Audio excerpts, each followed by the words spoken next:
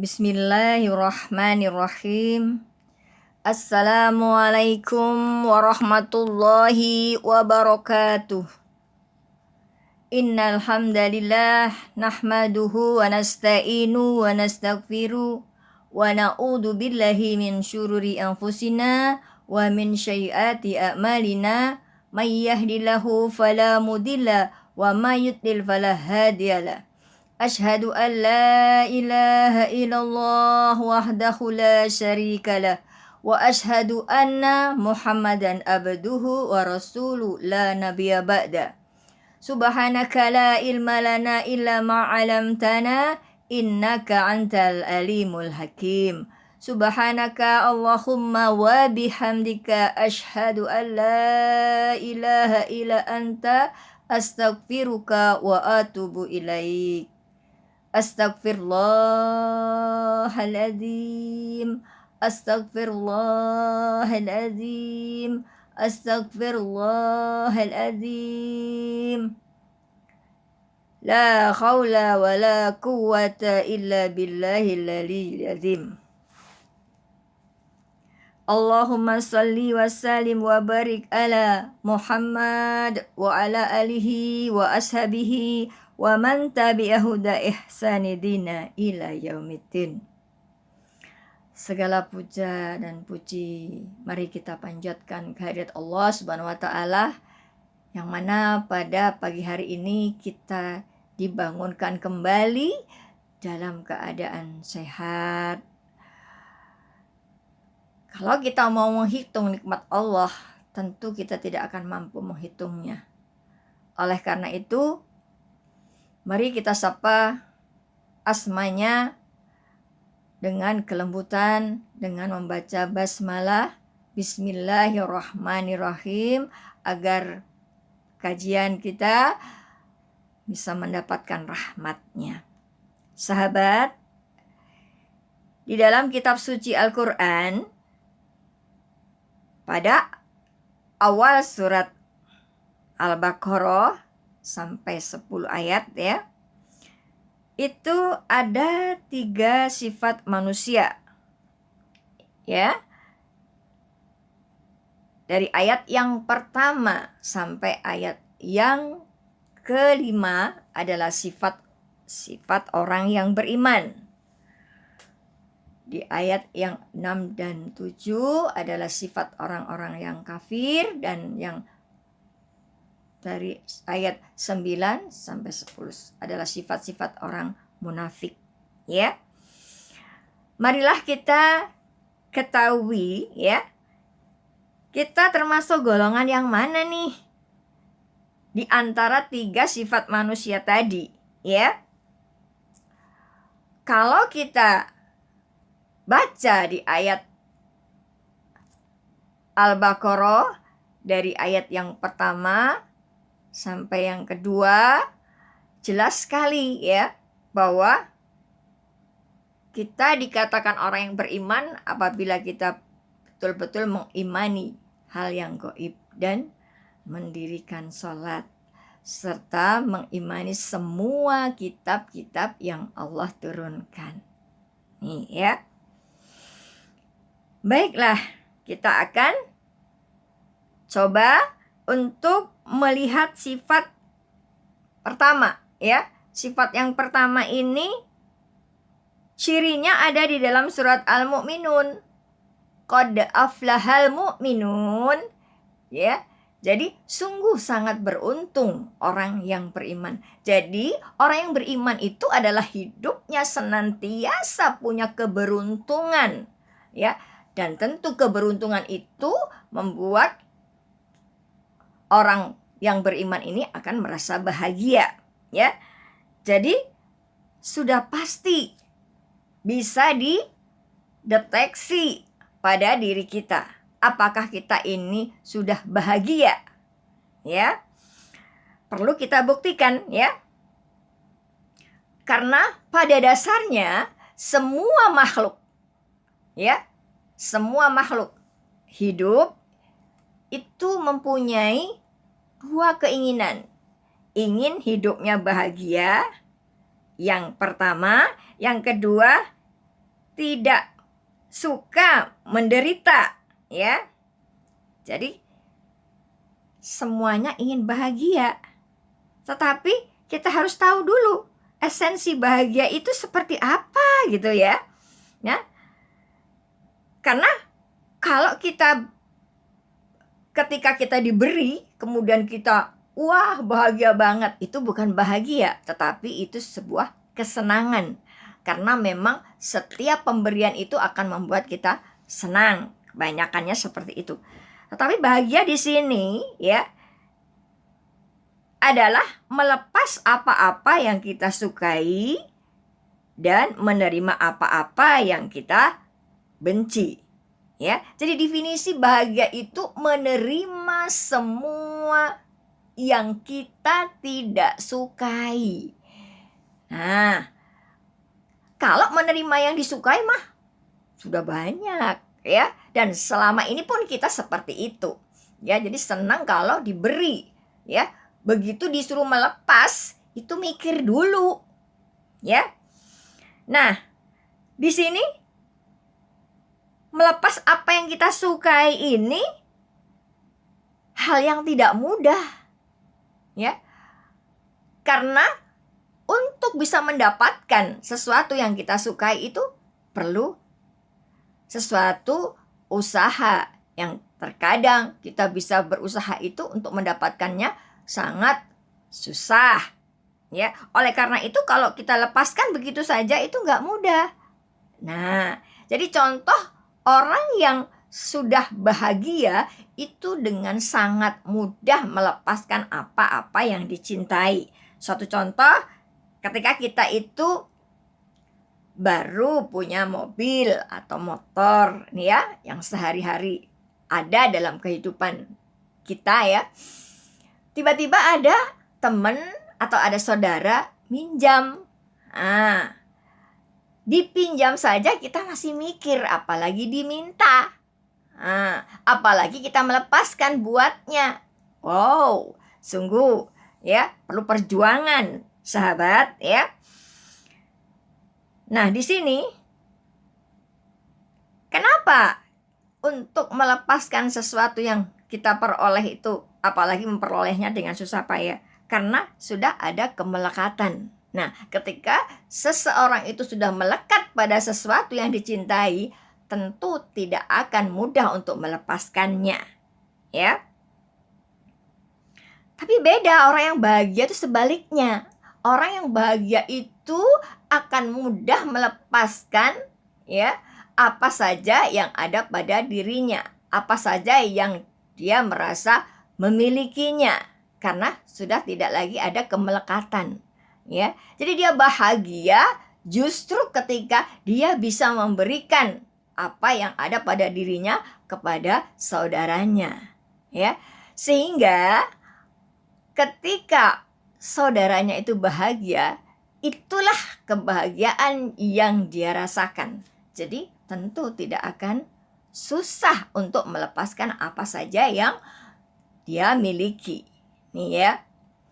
Nah, itu pun bisa berarti bahwa apa-apa ya yang sudah melekat di dalam hati kita harus kita lepaskan.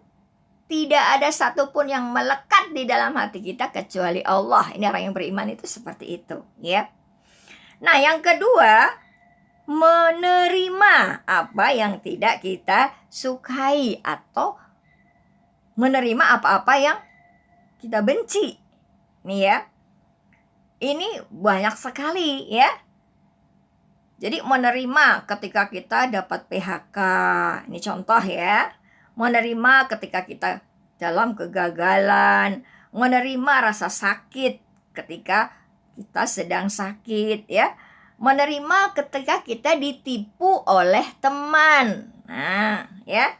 Dan masih banyak lagi, menerima ketika kita dibohongi. Nah, dalam hal contoh tadi ya, ketika kita bekerja sudah nyaman nih, di zona ini kita bisa mendapatkan apa saja fasilitas ya. Nah, ketika secara tiba-tiba mendapatkan suatu pengurangan tenaga kerja atau PHK, maka ini seakan-akan musibah besar.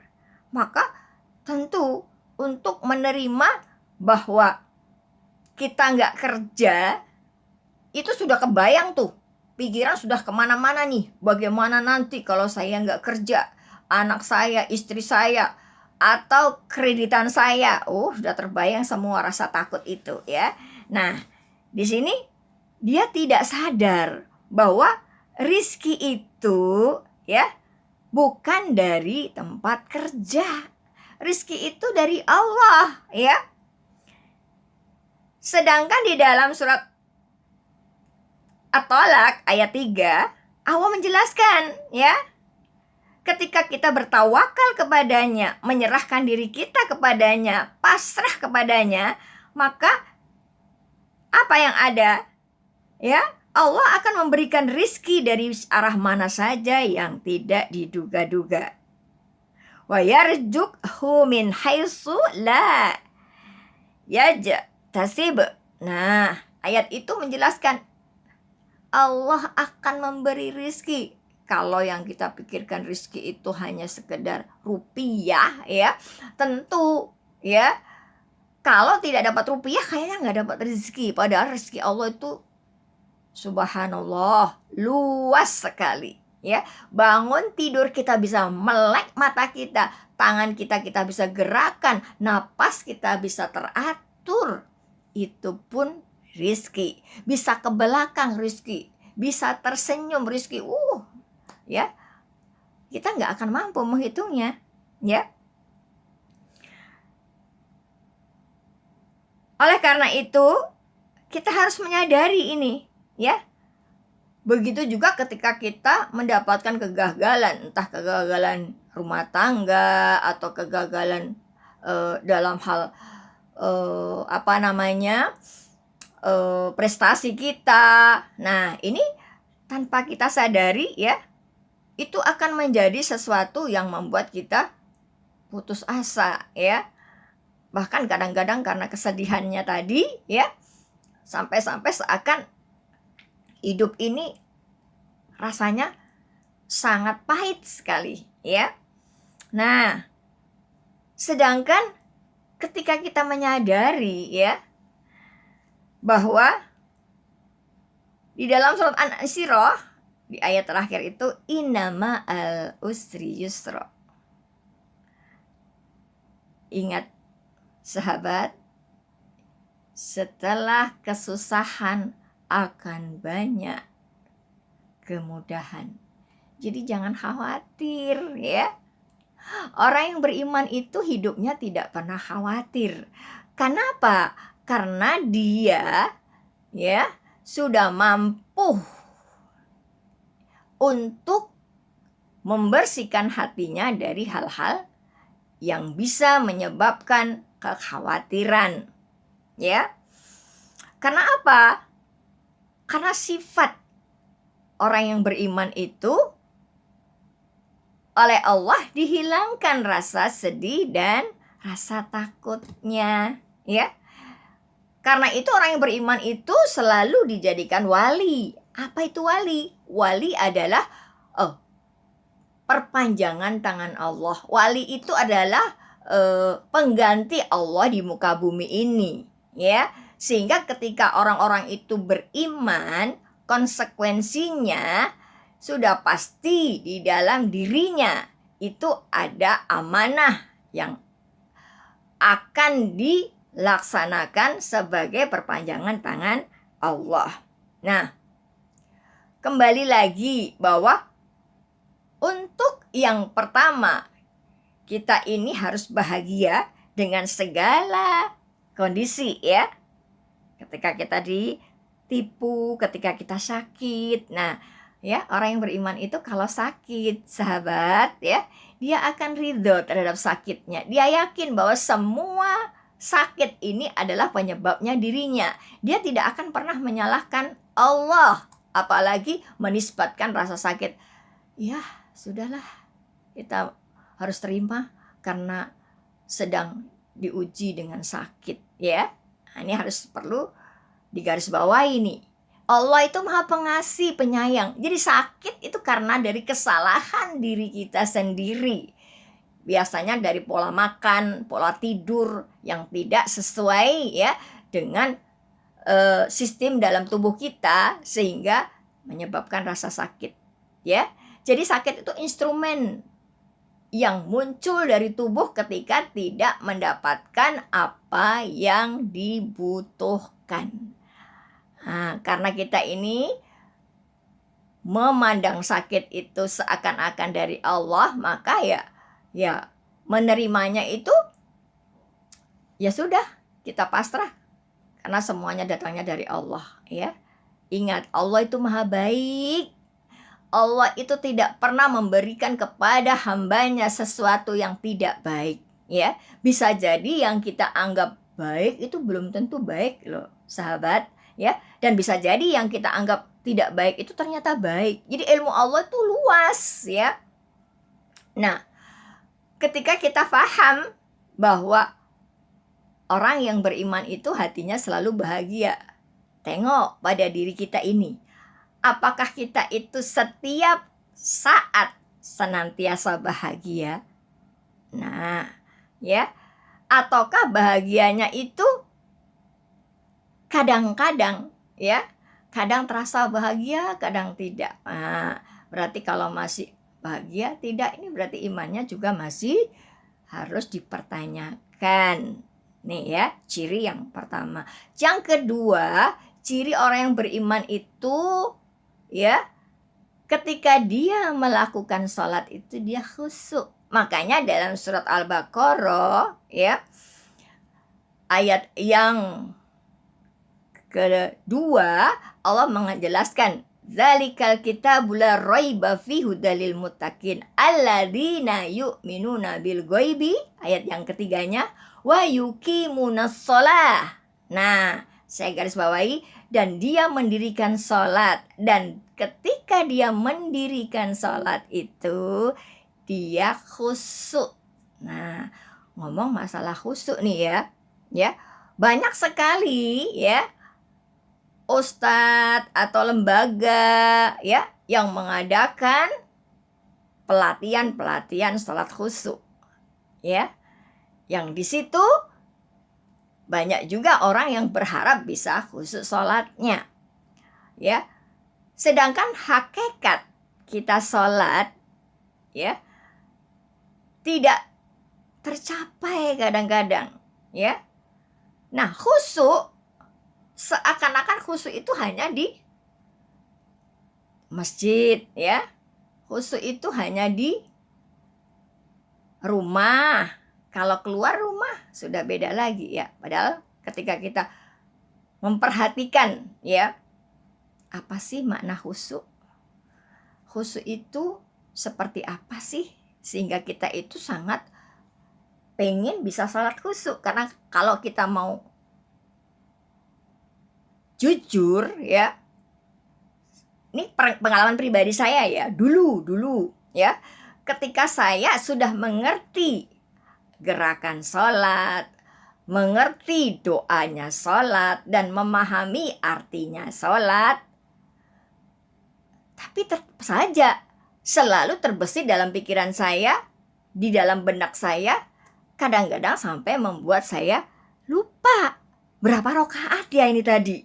Nah ya, alhamdulillahnya di dalam syariat itu kalau sholatnya lupa bisa dengan sujud sahwi. Nah, jadi sering banget sujud sahwi itu sebelum saya sadar seperti apakah esensi sholat yang khusyuk itu.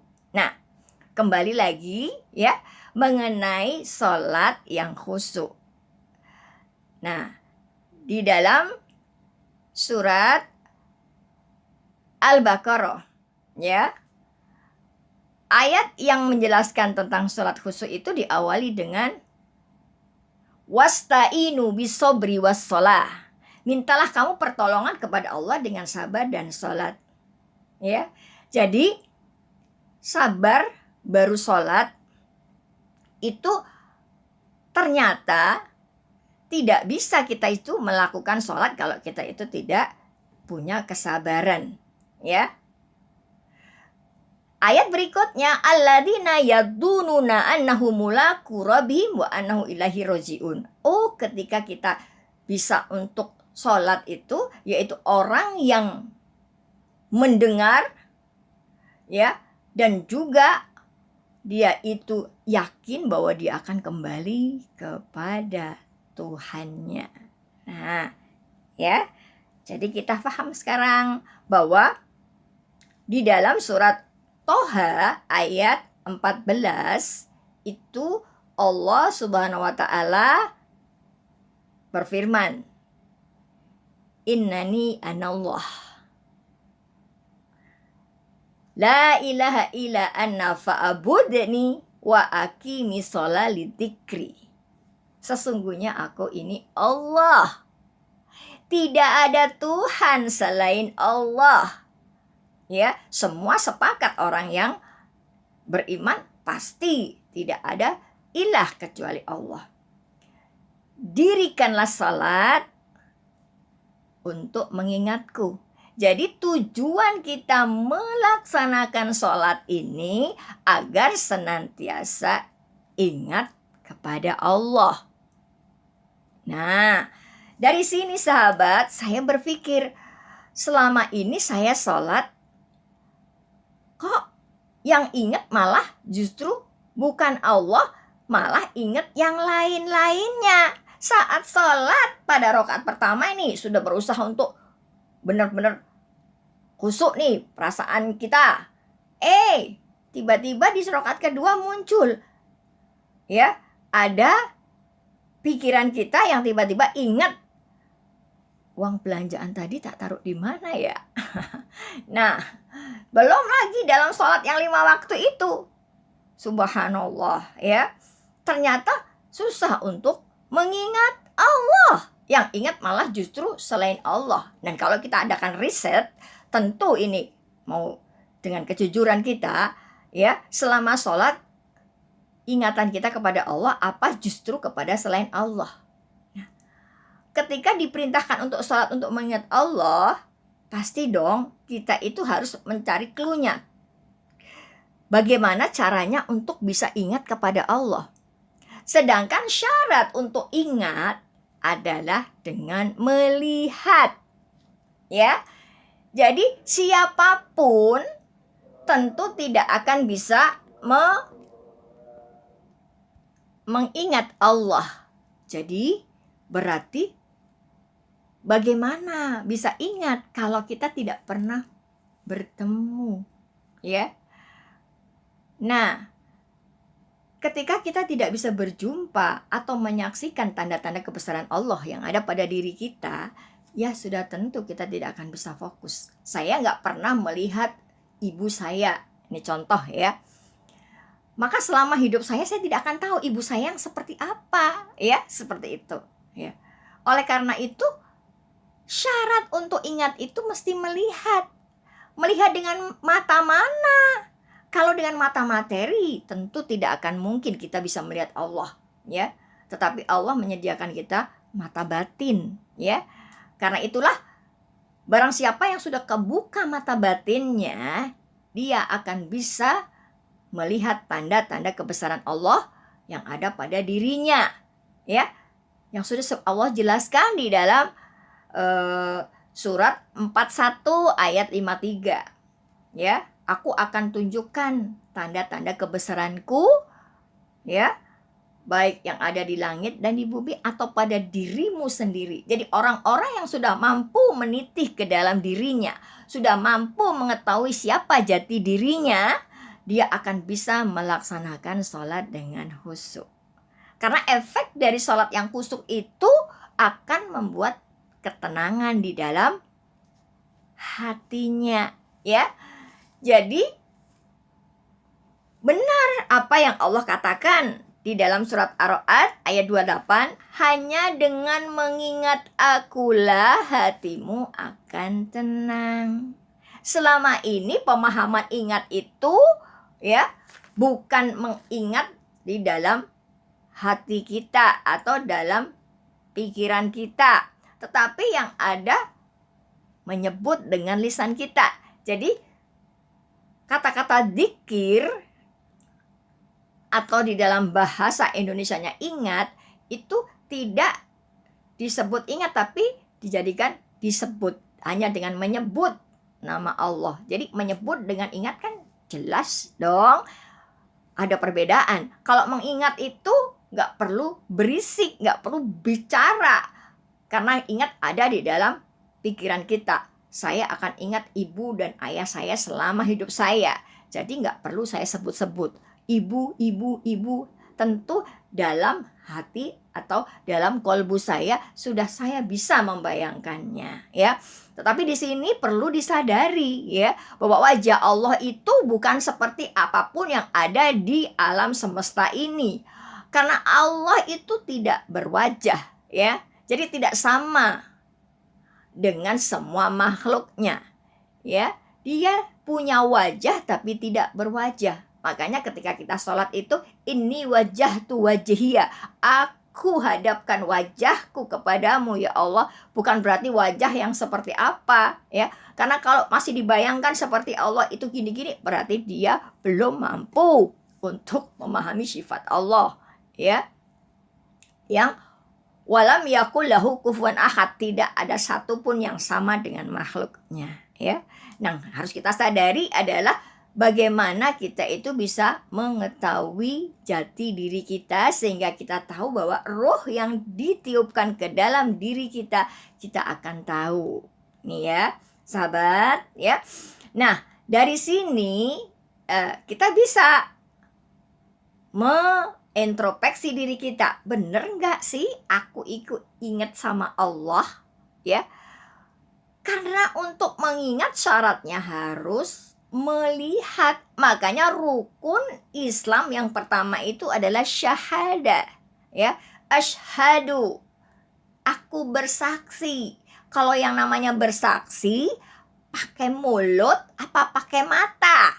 Nah, akan terasa nih kita, rasa apa yang selama ini banyak, ya, dikatakan oleh orang-orang yang tidak mengenal Allah, ya. Tentu nanti ketika di akhirat, nanti ketika kita di surga, nanti dan seterusnya. Padahal, ya, Allah sudah memberikan alamat bahwa dimanapun kamu menghadap, ya, di situ ada wajah Allah. Jadi wajah Allah seperti apa? Ketahuilah sahabat, bahwa Allah itu bukan suatu sosok. Karena kalau suatu sosok, dia pasti memerlukan tempat.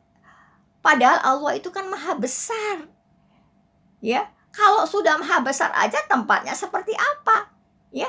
Jadi tempat Allah itu ablak kubluk, gak ada, ya. Gak ada tempat Allah, ya.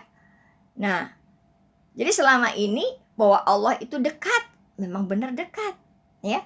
Karena kita harus sadari esensi Allah itu seperti apa.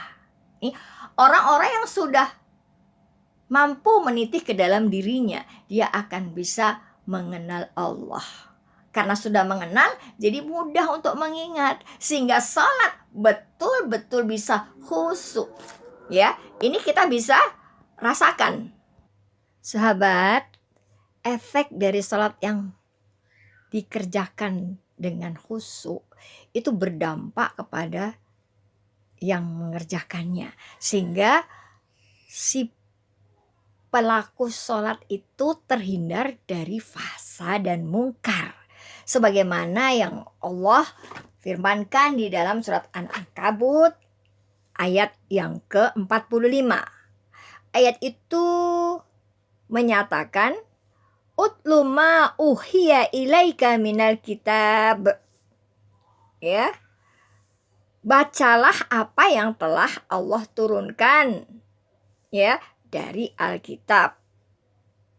Wa aqimis sholah, dan dirikanlah salat, inna salata tanha anil fahsya'i wal munkar. Jadi sesungguhnya salat itu bisa mencegah pelakunya sehingga terhindar dari perbuatan keji dan mungkar. Waladikrullah akbar, dan sholat itu adalah zikir yang paling besar. Ya. Jadi ketika kita sholat itu ingatan yang paling besar kepada Allah itu saat kita sholat. Ya. Bisa dibuktikan ketika kita baca Quran. Begitu kita baca Quran, bisa tuh kita ngomong yang lain ketika ada yang menyapa atau ada yang mengajak bicara, kita berhenti, kita saut atau kita jawab, ya. Atau sambil makan dan minum bisa, ya. Ketika kita atau sedang dikir, tiba-tiba anak berteriak, "Ma!" Kita bisa menghentikan. Tapi kalau sholat, begitu kita sholat, gak bisa lagi mengerjakan yang lainnya. Sehingga konsentrasi benar. Begitu bergerakan kita berubah, atau bahkan ada kata-kata yang selain sholat, maka batal sholat itu, ya. Wallahu ya'lamu ma tasna'un, ya. Allah Maha mengetahui apa yang kamu kerjakan. Nah, di sini ketika kita merasa bahwa kita sudah sholat, ya, kemudian dampaknya harus ada dan dirasakan oleh orang yang di sekitarnya, ya. Makanya surat Al-Mu'minun ayat yang ketiga itu berbunyi walladzina hum anil lagwi mu'ridun, ya, dan orang-orang yang mereka itu menjauhkan diri dari perbuatan dan perkataan yang tidak ada manfaatnya, yang Allah tidak ridho maksudnya, ya. Nah, di sini dampak dari perbuatan dan perkataan ini bisa kita perhatikan, bisa kita lihat pada kehidupan kita sehari-hari, ya. Ketika kita sholat, ya, ini pasti kita sangat rapi, ya, dalam ucapan maupun gerakan. Nah, begitu keluar selesai dari sholat, ya, apakah masih suka marah-marah? Apa masih suka merendahkan orang lain? Apa masih suka menilai orang lain? Ya, ini bisa kita buktikan, ya. Karena kalau tidak sadar, ya, begitu dia masuk masjid, khusyuk nih sholatnya, merasa begitu, ya. Begitu keluar masjid, kakinya keinjek. Apa yang terjadi, ya? Kadang-kadang kalau orang yang tidak sadar, ya, udah langsung keluar tuh ucapannya yang menyakitkan, ya, yang Allah tidak ridho, atau bahkan refleks, ya, ketika kita itu di serempet itu langsung dengan otomatis, ya, sehingga